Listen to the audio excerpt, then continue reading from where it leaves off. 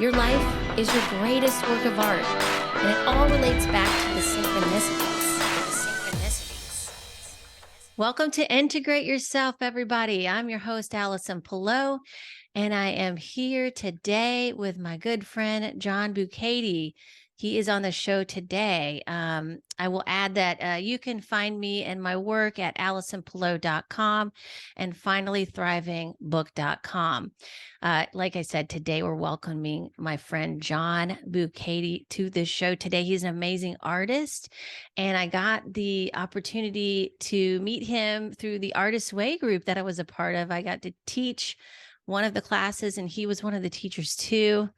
And at the end of the class, we got to do this amazing retreat in Ojai, California together and got to know each other even better. And he is just such a special person and near and dear to my heart as well. We definitely resonated and shared some common experiences. And he's got such a unique background that he's going to share with you all today.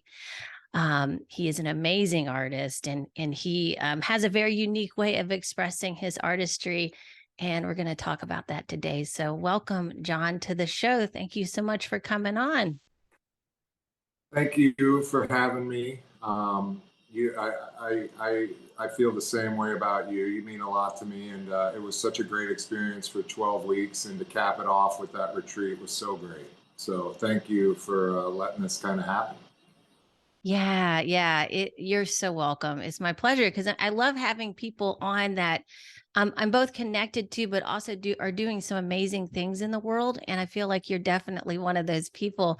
You check every box there. And I would love for you just to start by sharing with my audience what you do. Just give everybody an idea of also how you came to be doing what you're doing, which is a very unique thing. I will.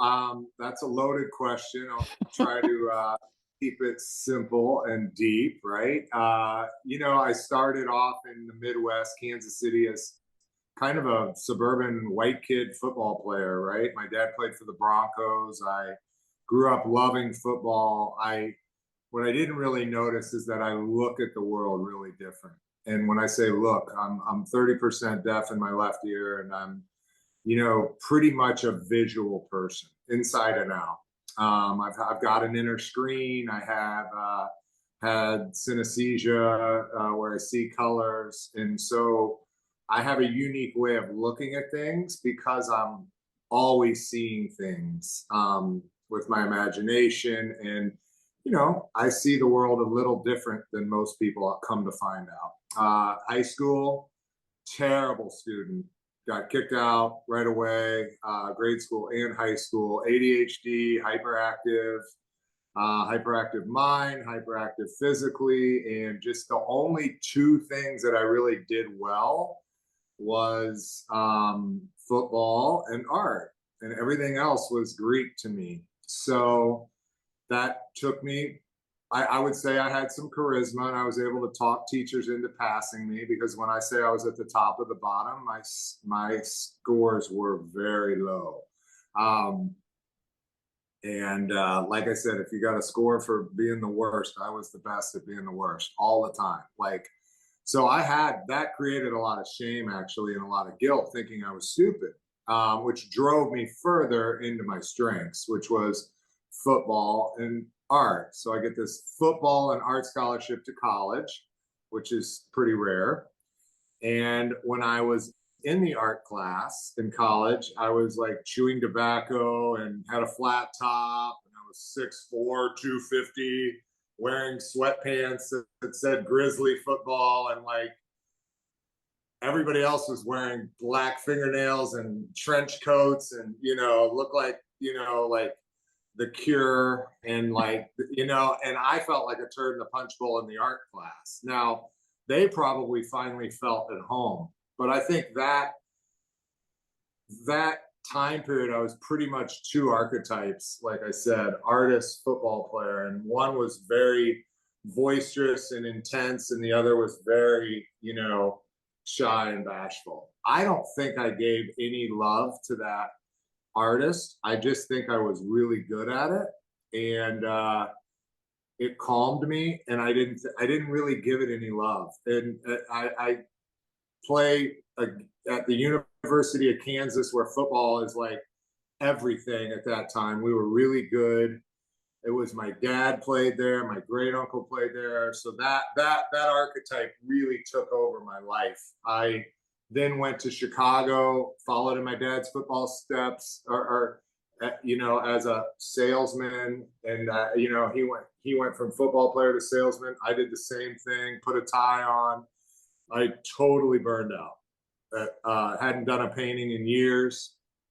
At 26, around like Y2K, I moved back to Kansas City from Chicago, get rid of the big city, and then grow a ponytail, lose a bunch of weight, start smoking weed, start listening to music, start doing this, acting like an artist, right? I'm gonna be broke. I'm gonna act like I'm, you know, a whiny bitch. I'm gonna bitch about everything. I'm gonna be an artist. And that didn't work very well, because I had already tasted what music was like. I mean, money was like, and I needed money. And so I started painting kids' rooms, Curious George and elephants and stuff, because all my friends were having babies. But when it came to my art, I couldn't find anything. So I couldn't figure it out. I had 50 unfinished paintings. I was about to fail. I was about to like quit. Now I was bartending a couple times a week, and I started, when I would go to live music concerts, everything would light up, right? Like all I would see colors, I would have all Wow. these ideas, and I'd be like, I want to paint like right now. So that was kind of you know, I had seen a guy named Denny Dent who had done this live performance art, and I said, that is me. So this introvert that was an artist, I would say this performer was like, I'm going to show you how to do it. I'm from Missouri. I'm from the show me state. You know, my dad was always about it's the action. And so that became, I'm like, I told the bar owner, I'm going to paint next to the musician every Thursday night. What do you think? He didn't have any idea what I was talking about. that that was like November 29th, 2001, I believe. George Harrison died that night. It was my birthday. It just so happened I cut my thumb on my painting hand, and everything kind of started that night, truly.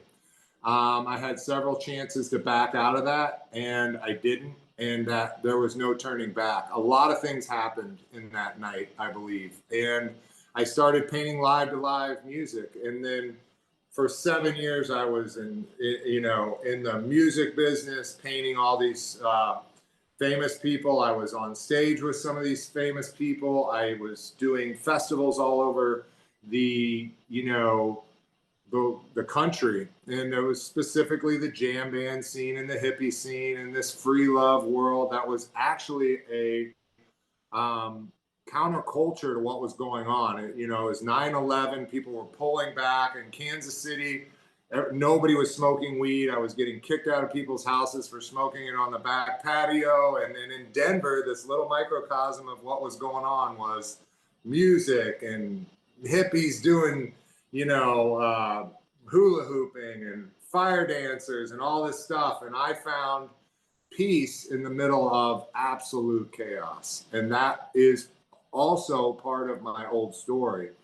That is where I would sit there and find harmony and peace and just do these flowing paintings in a crowd of 900 people. And that was kind of beautiful. Somewhere around like 2007, I went through a lot of loss. I lost my dad. I lost my best friend to suicide. I lost my girlfriend, my gallery, my minivan. I just lost everything. And for me, I had an awakening of sorts. I had this idea that this isn't really about me, that this is just life happening and things happen and people die. And I started to taste a little bit of spirituality. And also, I realized how selfish I was as an addict. And I was a, you know, really self absorbed, narcissistic, addict who was coping with all sorts of trauma and stories through more and more dopamine or feel goods or whatever you want to call it, Yeah. to just more and more and more piling it on, running to standstill, so to speak, just really running from all the pain. And so I moved to Crested Butte, Colorado in 2008. I get really sober through nature and in a recovery program that we all know, and that helped. That really turned the Titanic around before it sunk. I ended up going to India in 2009 and did 100 paintings in 100 days to go find out outwardly, like, oh, I'm going to go find myself in India, because that's what you do. When I get over there, I it's a funny story. I pay like a couple $100 for a guru on the Ghats of Varanasi, right? And this guy basically paints my head, and I give him the money, and he's like, the guy translated, and he's like, yeah, you're a Christian. You came into this lifetime as a Christian. You're going to leave as a Christian, and, get the hell out of here. And I thought that was pretty funny, because that was like the one thing I was running from. And my Christian friends love that story. I love that story. That's funny. All the way to, it's that same thing. You got to go all the way to India to find out the answers are inside, right? Yeah. Since then, I've been married. I've been divorced. I have 2 kids. I have been a jack of all, master of none. I do corporate events all over the world and paint live. So I've taken that live music element and given back, because every time they hire me, they have to hire a local band. So I feel pretty good about that. And we show up and I do a big painting in about 2 hours, and then they all get a print. That's kind of my business. I love it. I'm going to Greece, Maui, Scotland, and London, all in the next like 4 weeks. So I do get to see the world and get paid to paint, which is kind of what they all told me I wouldn't be able to do. They all told me you'll never be able to make it as an artist. And that's probably something you don't want to tell a younger John Bukaty, because he'll give you, he'll give you half the peace sign on that one. So that's kind of been my story. The last 12 years since I've had these kids have been me kind of working towards that. I've written, a book about my dad that was really short. I've written hundreds of poems. I've done thousands of paintings since then. I paint every day. I write every day. Art truly saved my life. And one of these days, I'm gonna kind of stop like making this about my brand, and just maybe I'll just be a teacher for the world one day soon. So I'm at a very big crossroads right now as a creative, as you've kind of seen. And I've been very shy about my poetry and my writings. So much so that when I'm like sharing them now, I'm like, should I share that? And I'm kind of like 49, and I'm looking really out at this horizon, and it's wide open, and it's lots of hills and lots of flowers and lots of beautiful landscapes, but I don't know which route I'm going to be chosen to be taken on, even though I have a clear view. I feel like I've always been in the trenches, but something has happened to where I've kind of got this like scope, and it's like getting over a mountain range and seeing this huge wide open space, and I feel really good. This is some of the best I've ever felt. Not an extreme high, not an extreme low, something like we shared after that retreat, something close to equanimity. And that's kind of what I've been being intentional about. Maybe it's the Buddhist middle way or whatnot, but that's kind of where I'm at now. I hope that answers your question. Oh yeah, that was amazing. Thanks for sharing that, John. Yeah, and it's the way I experience it too is it's like creating an inner calm and an inner knowing where there's like less anxiety around what the future holds, right? Because we're more even, you're able to experience the present moment even more in some ways. And so I think that's much of what we experienced. And so, yeah, so that's, thank you for sharing your story, John. And it's, I can relate to a lot of that, especially with your, with what you were sharing about being in school with ADHD and not feeling very smart. I had a very similar story. I was an athlete as well, and didn't do very well in school. Wasn't really interested in school. It was kind of boring to me. Um, and but I love that you were able to really bring art and the athlete, the artist and the athlete together. And that's something I've Yeah. been talking about for some time now with my book as well. It's like uh it's that those two archetypes, we can actually, we see them as so separate, such separate and opposite ends of the spectrum, but they're really one and the same. And so you have the discipline of they kind of complement each other, I guess, in some ways too. You have the discipline of the athlete, and then you have the the creative expansion of the and expression of the artist. And that, I feel like we need both of those in our lives, and able to so that we can find the balance there with our lives and our personal expression. So yeah. Yeah, you said a lot there, and I was gonna say some more about the athlete as well. But I think yeah, it's like it teaches you how to focus, but then it comes to a point where you need to not focus, right? So much. And it's like you kind of have to let go and open up. And I feel like that's what you did with the work that you're doing now, which is such a beautiful expression of energy and motion, as like what the athlete expresses through their body. Now you're expressing that through art, because you're actually painting the energy that's literally in motion when you're listening to music, right? What you're Right. seeing, which is Very so cool. Yeah. And so it makes sense that you had those two experiences. They brought them together to express what you're doing now, which is so beautiful. Um, I wanted to get into some of the things that you wanted to share here.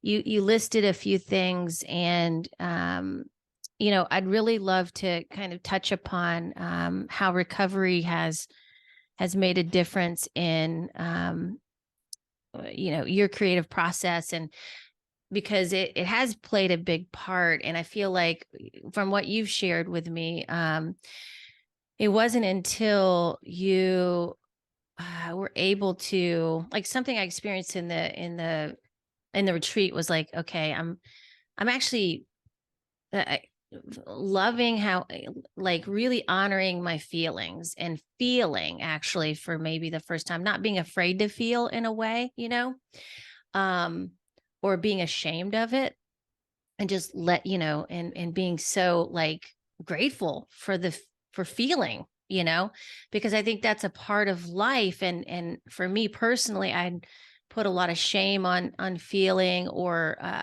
really suppressed it or numbed it out, also with substances too in the past. And that, it sounds like a similar journey for you, John. Is like it's like sometimes we feel so much, it's so overwhelming, that we feel the need to numb it out, because we feel either ashamed of it, or it's just too much, you know, for us to really handle in that moment. But I think that, like like you said at the end, like, if we can find some peace around that, acknowledge it, love it for what it is, and just let it move through, and then we can actually express ourselves in a healthy way. So, I feel like the recovery process for you has a lot to do with the numbing initially the feelings out, but then making peace with them and acknowledging that, oh my gosh, it's so good to feel like this is kind of amazing, right? Yeah.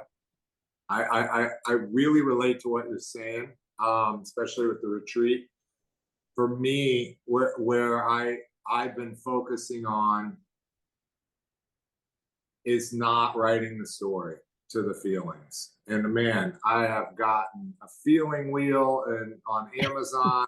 I've really tried to decipher expand on the feelings and, like, let's talk what the difference between compassion and empathy is, and really study what the Dalai Lama says about that, and how empathy can wreck you if you're not careful, but compassion, and really getting into these words, because I think my body knows what these words are. But to go back to my earlier thought, it's like, really be careful of the story you write. You do not have to have a freaking story to every feeling.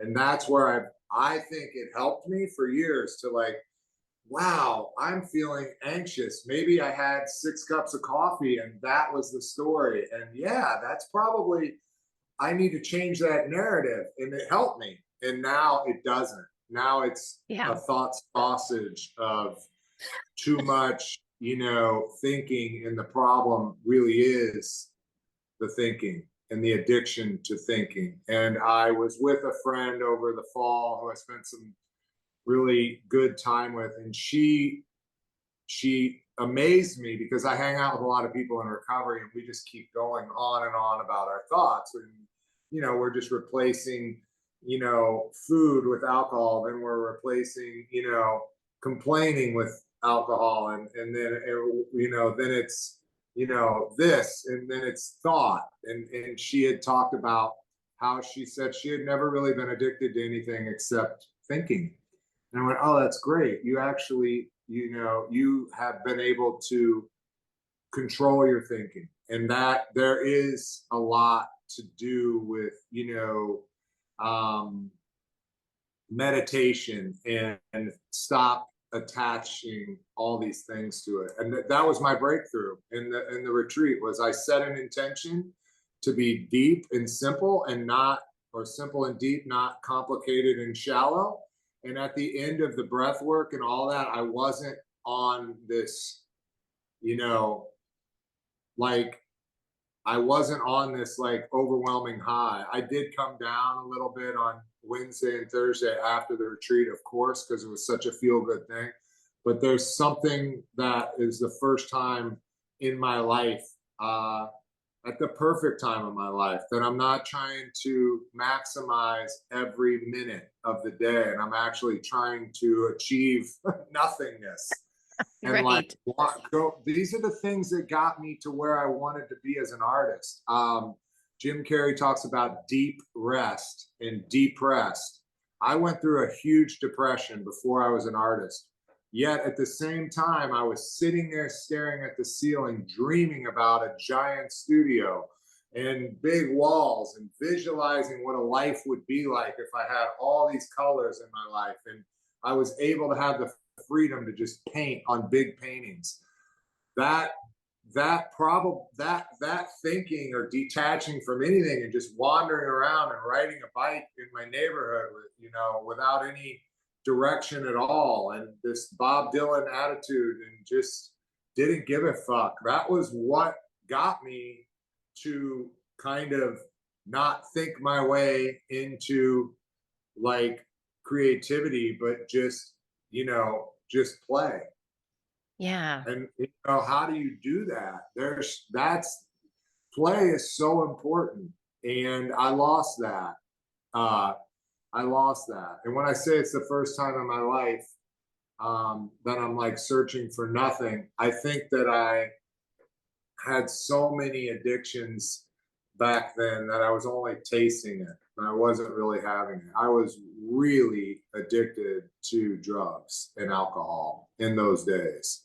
But I respect them now, because it's what broke me out of that, that archetype of, like, businessman. I went from a suit and tie making 6 figures, with a company car and a laptop and a cell phone when people didn't have cell phones. And, like, in a year later, I was broke.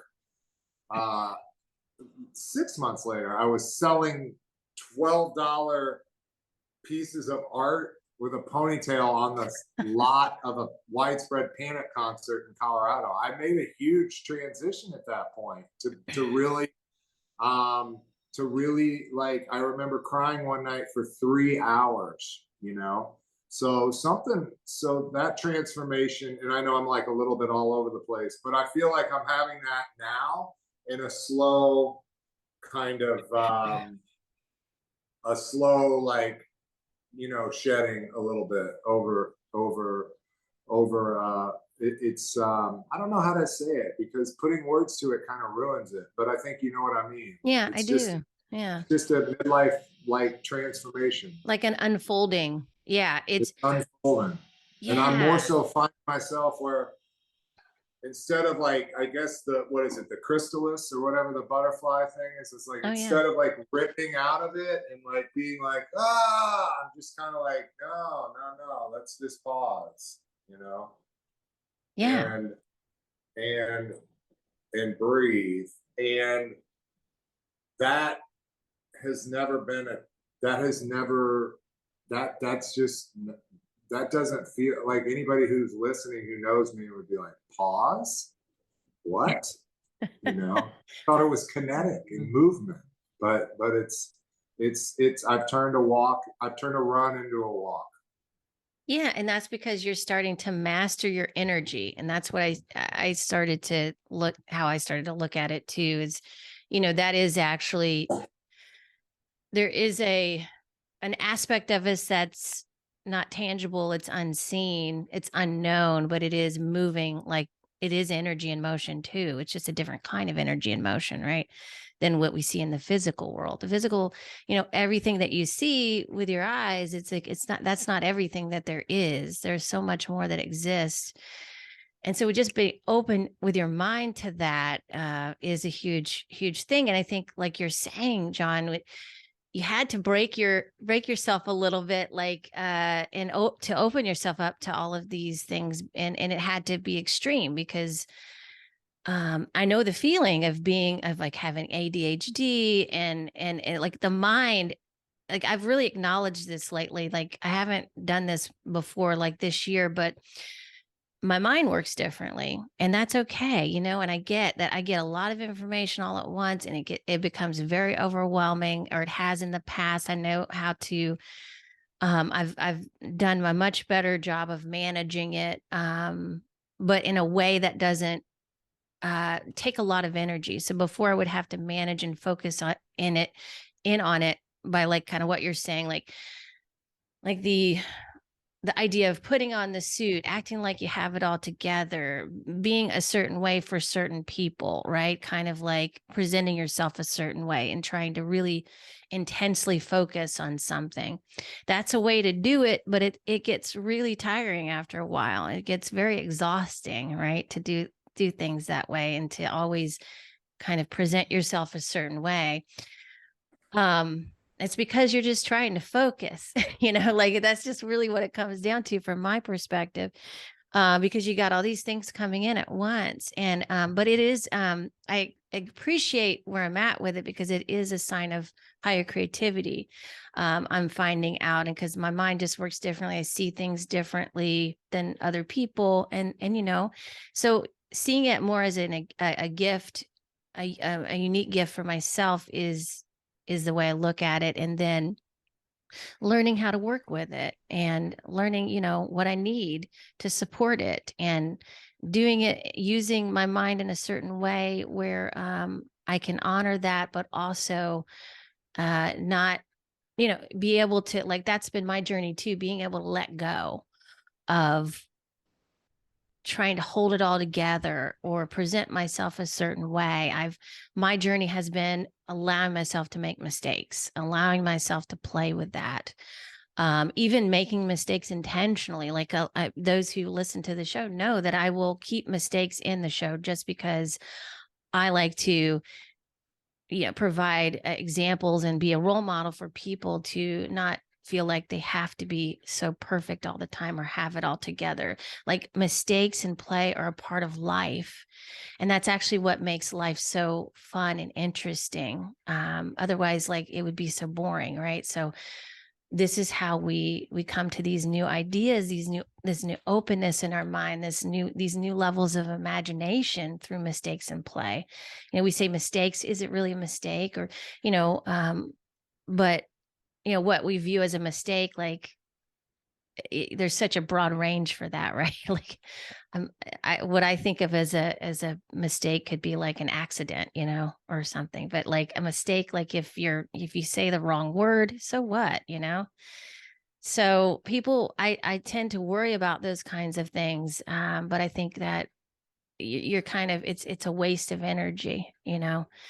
Um, you may have something that comes out of that that's really beautiful, but if you're trying to edit yourself or trying to really um, present yourself a certain way so hard, you know, and so focused, then you kind of miss out on that creative aspect, I think. And you may have missed out on on the gift that you're giving people today if you were still doing that, John. So, you know, in a way that was the journey that was a path that you were to go on in order to bring you Yeah. back to here, right? Yeah, I definitely think that there was so much pain and suffering, and a lot of it was self, induced. I'm gonna, I'm not gonna blame everything on being an addict. I made some terrible choices. I do think there is something that is a real, uh, how do you say, allergy of the body when you do drink and drug. That is a compulsion of the mind. And that is what I describe to a lot of people as addiction. To me, it's a very real thing on a very big spectrum. And I kind of lost my thought in there, but I was going to say something that this bandwidth of pain that I had is also a very big it's also a very big uh, book that I can help people in the future. Maybe that's just what it is. Maybe that's all that it is you have the bandwidth to help people. You have the bandwidth to, have the empathy for the next guy you work with. I'm working with a guy who's continually going to rehab right now. And the focus is on me through his counselor and rehab. So I have that ability to hold the space and try to help this guy because it's extremely heavy stuff. And I have been gifted this past of extremely heavy stuff, right? So maybe that's just it. And I told y'all at the retreat, I have gone through an enormous amount, um, uh, just a ton of violence to be able to be in this much peace right now. And, I have it on my wall right here. It says responsibility plus kindness equals peace.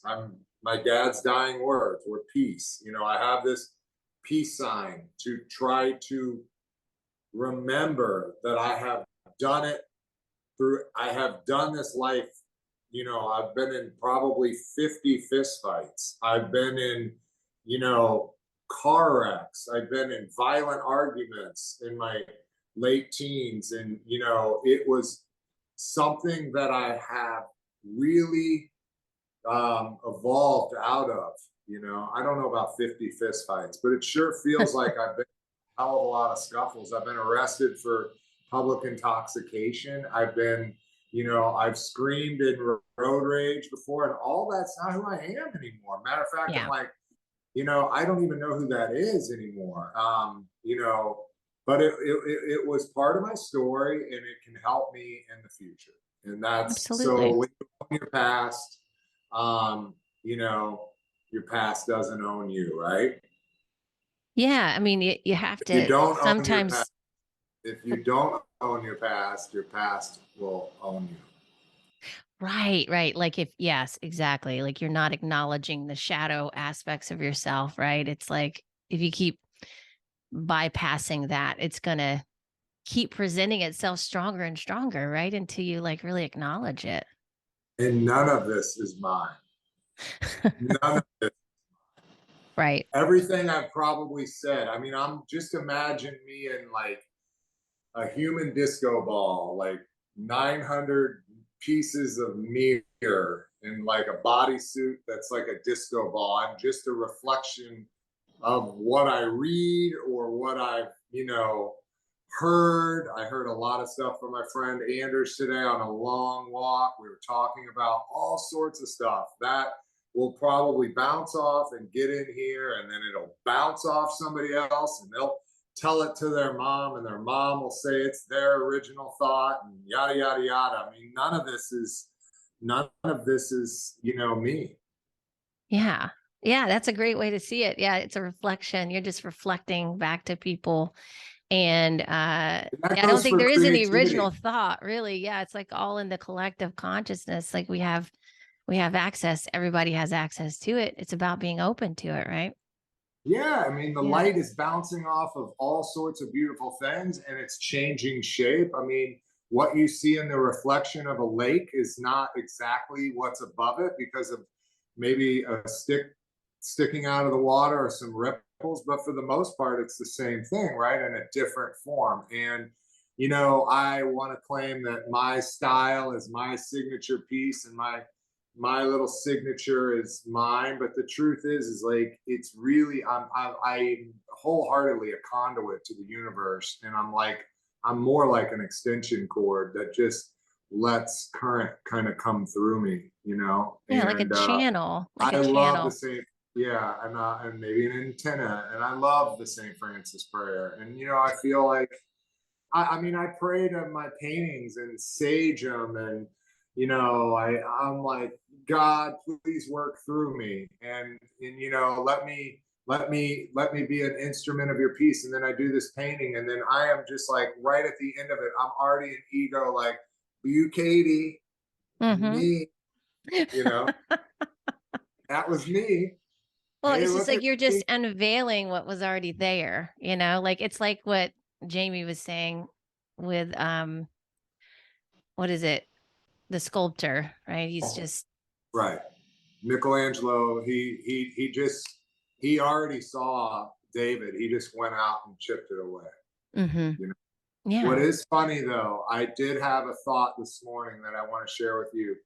So I woke up at 4 and I went and wrote like 3 or 4 poems, and I wrote my morning pages, and then I got tired, and it was like 5:30, and I went and laid down again. I had to take the kids to school around 6:30 or 7. I had to get up with them before they get up. But then I closed my eyes and I had this vision of like angel wings, and all the feathers were hands, just like 60 hands on each side. And they were and I was like, I'm going to sculpt them.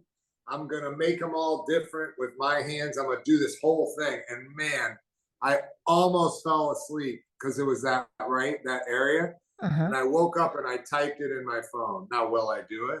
I don't know. But I wanted to share that is that's a gift.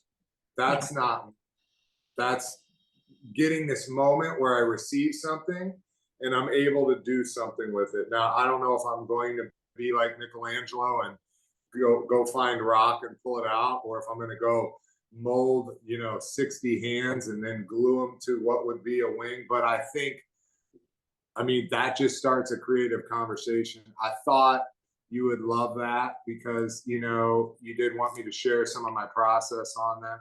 Yeah. I Absolutely. I never know how like that is going to go to an idea, or maybe 10 years from now when I do it.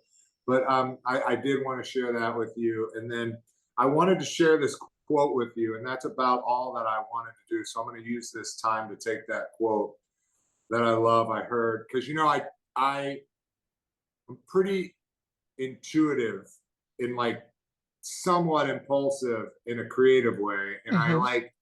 I remember when I did my teaching, I'm like, I had to pull over and listen to that song. And then I printed it out and read it to you guys. But this quote, I love this quote. You see things and say, why? But I dream things that never were. And I say, why not? And I believe that's kind of that creativity. And I'm going to read it again. You see things and say, why?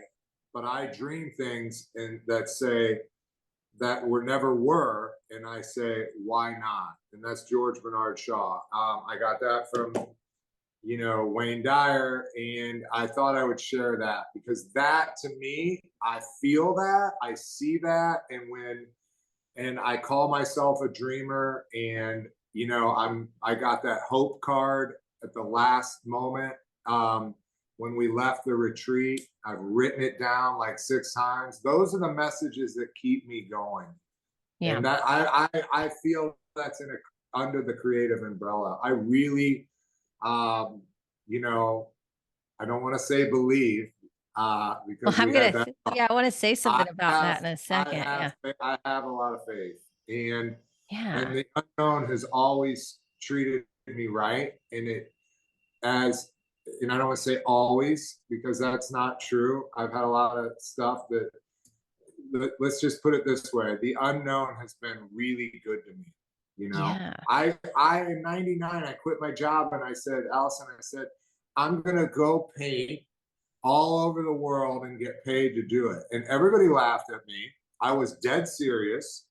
I thought, this is going to be like van life. This is going to be like me with dirty hands. And I let it go and I didn't think about it. I radiated that energy. A couple of years later, I'm painting live and I'm in that kind of vibration. And, because I'm just basically tapping into music. Not within but 8 years, I'm at like the Ritz Carlton, and I'm getting paid to do this all over the world. The universe had a better idea of how I could do it than I did. I thought I could do it with a van and a low budget. The universe is doing a way better job of it. So I thought I'd share that with you too. I love that. I believe, or I have faith in the dream. Yeah. Yeah. I tell It's so people all the appropriate. time, you do this. There Yeah. are thousands of people, millions, making millions of dollars in art, in music, in production, in film, in dance. And this industry under the umbrella of art is huge. Yeah. So for you to go in and tell yourself there's no money in it, that you're just going to do it for passion, what a crock of shit. There are Yeah. people making a lot of money, and and this isn't about money, but this is my little soapbox to tell people that if you walk into a situation already saying you can't do it, you're really in trouble. You're Yeah. blocked. I wanted Huge. to bring up Go the ahead. power of intention because you do it so well. And hopefully you have about 10 more minutes to spare here. But I would love to get into that. And I wanted to comment on something you said as well. Because the word belief came up in our class. And it's so funny. I came across this this book called Project 369. And it led me to this quote in the book that gave me a little bit more of a I guess clarity around that. Like, because yes, all beliefs are untrue, but we limit ourselves with our beliefs too. So like, it's kind of like what I was sharing in the class, like beliefs can be stepping stones onto to get yourself into a deeper sense of faith. But what this quote said, true separation is created by believing we are only our beliefs rather than believing we are the believer, which I really liked because it's like, okay, then that you stay open. Like you say, you're the dreamer. You're the dreamer of your own dream, right? And when you can look at it like that, no beliefs can limit you. You are the believer. The beliefs come from you. Like it's all coming from you, right? In a way. So with that, I want to just talk, if you have till 10 a.m. Yes. my time, about the power of intention and how you use it, because you're one of the few people that I know that uses intention like you do, and just the level of manifestation that you experience is just mind-blowing to me. Like, so because you'll put like you were describing, you'll actually take action and put these words in front of you. So you have your intention right there in front of you. You will repeat them. You will remind yourself of them. And I would love for you just to share how you, first of all, how the power of intention has changed your life, but also how you use it on a practical daily basis. It's a great question. Um,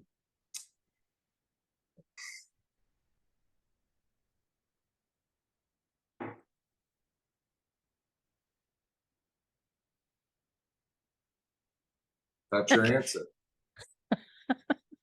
For the most part, I try to listen and I try to get real quiet and I try to detach, space off, and just let go. And I hear something that may not be mine, and then I know that's good stuff. We talk about the whisper. For me, I don't know if it's a whisper. I don't know if it's clear audio. I don't know what it is, but it isn't me. And it's a gift. And so when I get that, I have been able to, I have had several times where I have held that gift and dropped it. And I have had several times where I have taken that, like in the ashes of that ember, and it's brought me to tears, and I've had a little bit of spark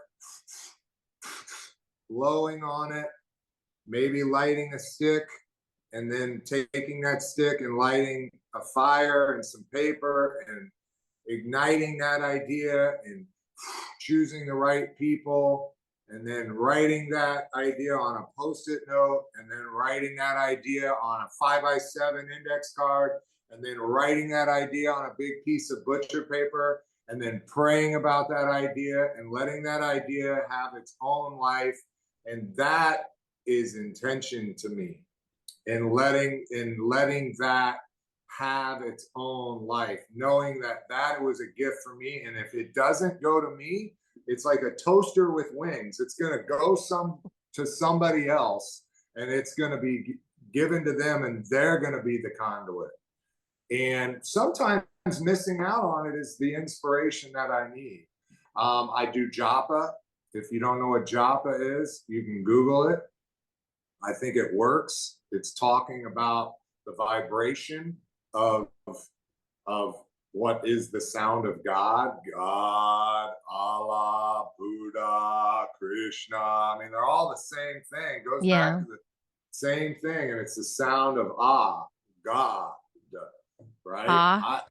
Call it whatever you want. People, Yeah. Some people call it quantum physics. Some people call it manifestation. Some people call it the placebo effect. Some people call it prayer. It's all the same thing for me.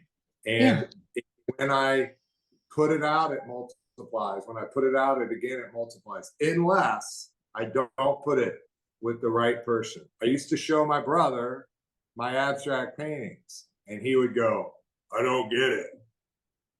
And I would get down on myself. I learned through a lot of things. Don't show people, don't sabotage. So, I mean, I would say that we could probably, do something creative right now with the intention and take 2 minutes and write, a quote and manifest it and let it be something. I mean, that's how playful it has to be. I like to put strictures in place that create healthy boundaries around play. And sometimes that's intensity, and sometimes that's peace. So I could say maybe we're going to light the room with candles, lay down for an hour. Our intention is to lay on a canvas and squirt blue paint all over it and squirm around and write it. And then that's peaceful. Or I could say, hey, listen, in the next 45 seconds, we're going to draw a happy face. So those strictures are, giving permission for play. I love spoken word. I love that spontaneous flow of energy, of the stream of consciousness. I was actually really into that in my writing a few years ago, and then I'm not. I'm more into, well, I guess that's not true. I'm more into the stream of consciousness part of painting now. So I just kind of like squirt yellow and squirt red and squirt blue and then just kind of play with it. That's how I came up with those 1,000 pages during COVID. Mm-hmm. And I just let them happen. I never judged them. I never Yeah. said anything. I never showed them. And then, I would just squirt paint on the thing, play with it, and then write what that said. If it looked like a clown, I might write a thing about me that's a clown. And then you saw them. It was amazing. Yeah. I loved every one of them. Now I'm carefully making them a book. Yes. They became a book. So that was an interesting thing. I also am manifesting right now something I'm probably not going to share with you because I don't think it's a safe place to share to the universe. Yeah. Because it's such an embryo. I actually intuitively think if I say that right now, I might risk. It's not healthy enough to share with you. The roots. I respect that. Yeah, that's important for people to discern between, when to share and when not to. But when I went to India, it was very intentional. Yeah. And I was like, I'm going to do 100 paintings in 100 days because I was so scared to get over there, fuck around, and not work. And I was like, I can do a painting a day. I'm going to India for 100 days because it ended up we were going 100 days. I was like, we're going 100 days. I'll do one painting a day. We'll do 100 paintings. We'll call it 100 paintings ago. What a great title. And then little did I know doing 100 paintings in 100 days was a lot harder than I thought. But I had a great team, and that was intentional. I put a lot of goals in order to get to be I put a lot of goals in my process to get to a place where I can paint every day or create naturally. I don't know if I'm a gifted painter or if the gift was the juice that I have to really want to communicate through art, music, and poetry. I don't know, because there is such a drive behind it that that isn't me. I was born with that. Yeah, I think it can be I'm both. not that great of a artist, like as far as like skill. Like I'm not like this portrait artist that blends better than anyone. I'm just creative. I am creative. They say a jack of all is better than a master of one because the jack of all they kind of mess that quote up, You want to have a broader way of seeing things, like it's a more holistic view. And I don't know. I don't think it really matters, John, that you're the artist that you're saying that you aren't. I think that you're an amazing artist from my perspective. And it's like, you inspire me. So I think that's what art is here. This is why we express ourselves this way, is to inspire each other to find that within ourselves. Yeah, I would tell you this, and we're getting to this final thought. And I just took a walk. I mean, the Tao talks about when you mention God, it no longer becomes God. Really, all talking is ego. Yeah. We're really, I don't want to say this in a self-deprecating way, but we really don't know shit about fuck. And that's true. I laugh when I say it. I go back to, this isn't an irresponsibility. I'm just sharing what I will probably listen to this in 2 years and think, wow, that was really good, but that wasn't. I'll probably listen to it in 5 years and go, that kid is crazy. I might, and then 10 years later, I might go, oh, look at that guy, how sweet, because that's really how I am always kind of changing my I don't want to say belief system because, but there are things that don't, I'm shifting a lot, and what Yeah. works for me today won't work for me tomorrow. But overall, I have been the same person my whole life in a lot of ways. A seeker, um, you know, a creative, and somebody who's in movement, and loves the earth, Yeah. I mean, it's that energy and motion, that you're bringing into it. And we're all energy and motion. It's just whether we realize it or not. And so there's always a deeper circle of truth that you don't know. That's the unknown. But if you are willing to continue to step into the unknown, in a way that is curious, then I think that's where the magic happens. Of course, we're going to be different. We're going to continue to change. But that's just part of life, because we are energy in motion. I love that. I will tell you, time, things I must endure. I like And that. another good one. Then that didn't come from me. Another one that I love is practice not knowing. Yeah. Yeah. It's the openness and expansion to knowing what you do not know, or learning about it and getting curious about it. So I think that's what our childlike curiosity is all about. We can always come back to that. So, John, before we close up today, will you please leave everybody with ways to find your work and to connect with you if, like, they want to go see a show or they want to hire you to do a show or a performance? Yes, shameless self promotion has been a big part of my marketing plan. So, not that I really have one, but I would be,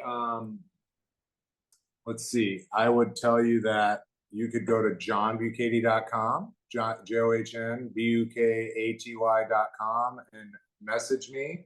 You can go to John Bukaty at Instagram, John Bukaty, my personal page on Facebook. And yeah, that's it. Those are the best ways to see my stuff. And yeah. And yeah, I'm of course, always if people want to buy help. your art as well, that's a great place to go, Yes. right? Okay. Yeah.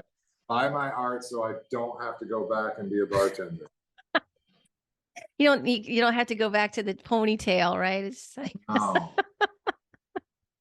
well, that's wonderful. Thanks so much, John. This has been a pleasure to talk to you today. It's so great to connect with you again, and I'm looking forward to seeing you again in the future sometime. I'm sure our paths Yes. will cross again. But Get yeah, down to New Orleans and yeah, or I I'll would. I up to will. Portland. You never know. I might be out there yeah, I mean, I have family in Atlanta, so it's not That's too far right. from there. Yeah. So, Well, thank you yeah. so much. I Thank you, appreciate John. you so much. All right. Your life is your greatest work of art, and it all relates back to the synchronicities.